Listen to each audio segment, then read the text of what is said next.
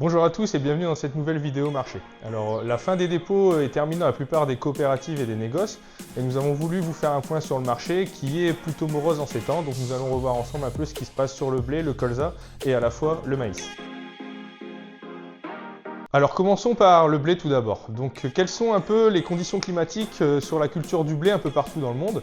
Donc on voit ici sur cette carte que le blé il souffre de sécheresse dans le nord de la France et le nord de l'Europe. On a eu très peu de pluie, on a eu quelques pluies la semaine dernière qui sont venues un peu améliorer les conditions de culture, mais ça reste malgré tout sec, donc il y a un point de vigilance à apporter sur tout cela.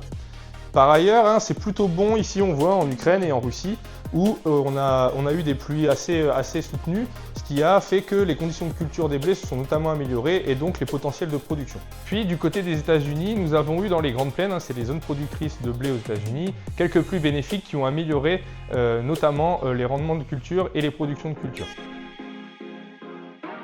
Alors maintenant on se demande qu'en est-il pour en fait la demande et les productions de la récolte 25, de la prochaine récolte.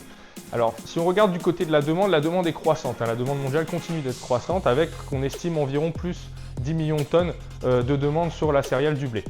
Par ailleurs, on a aussi du côté des grands exportateurs, des 8 grands exportateurs, une offre qui est supérieure de 16 millions de tonnes, donc il va largement venir compenser ces 10 millions de tonnes. Cet élément est plutôt un élément baissier de marché, forcément, puisque l'offre risque d'être supérieure à l'augmentation de la demande. Et enfin, la dernière question qu'on peut se poser, c'est est-ce qu'un rebond du matif est-il envisageable à court ou moyen terme? Alors aujourd'hui, les fondamentaux sont toujours loin pour les éléments que je vous ai évoqués auparavant. Ce qui pourrait faire reprendre, on va dire, du baume au cœur au matif, il y a deux choses. La première chose, c'est un événement weather market. On rentre dans la période climatique, donc ça peut insuffler quelques problèmes dans des régions comme la Russie, l'Ukraine ou les États-Unis. Et ça pourra faire que le matif reprenne un peu de couleur. Et la deuxième chose, c'est que les fonds sont en position extrêmement vendeuse, record sur Euronext. Ce qui fait que si un événement climatique vient à se passer, les fonds devraient racheter massivement leur position. Pour l'instant, on reste toujours dans une trend baissière, dans une tendance baissière comme on peut le voir ici, et on s'approche sur l'échéance septembre d'un support à 195 € tonne. Intéressons-nous maintenant au colza avec quelques points quand même à notifier. Quelle est l'évolution du marché du colza? Alors pour le moment, on va dire qu'il y a un élément qui fait que le marché pourrait être haussier et un élément plutôt baissier. Il y a une tension du colza sur l'Ukraine, sur la production de la nouvelle campagne de l'Ukraine qui est estimée à moins de 3 millions de tonnes. C'est pour vous dire un record, on ne l'a pas vu depuis quelques années. Et sachant que c'est le principal exportateur de colza dans le monde, avec le Canada, l'Australie et l'Europe, ça pourrait donner une tension sur la graine de colza pour la prochaine campagne. Par ailleurs, on a toujours de la lourdeur sur le soja avec des bilans plutôt aisés en Amérique du Sud et une huile de palme qui repasse sous les 4000 Riggins, ce qui vient un peu détendre les bilans.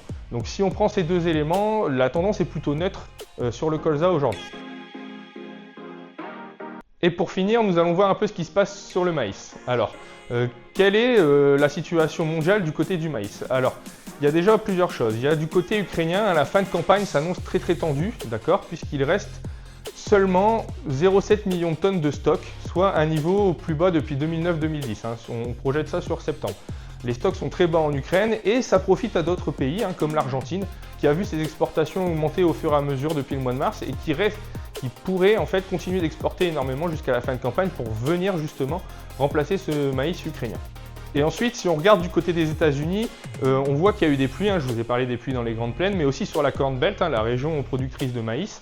Et ça a fait accélérer les semis de maïs américains et donc potentiellement avec des meilleures conditions de semis, on espère ou on prévoit des surfaces semées plus importantes que ce qu'il y a été estimé. La tendance sur Euronext, elle est baissière, elle est notamment entraînée par le cours du blé. Et si on regarde graphiquement, on voit également que la tendance, elle suit le même canal que sur le blé et qui vient toucher un point bas vers les 195 € tonnes, ce qui est le point le plus bas depuis le mois de mars 2024 notamment. Ça en est terminé pour cette vidéo marché. Je vous remercie de m'avoir écouté. Je vous souhaite une bonne semaine et à bientôt.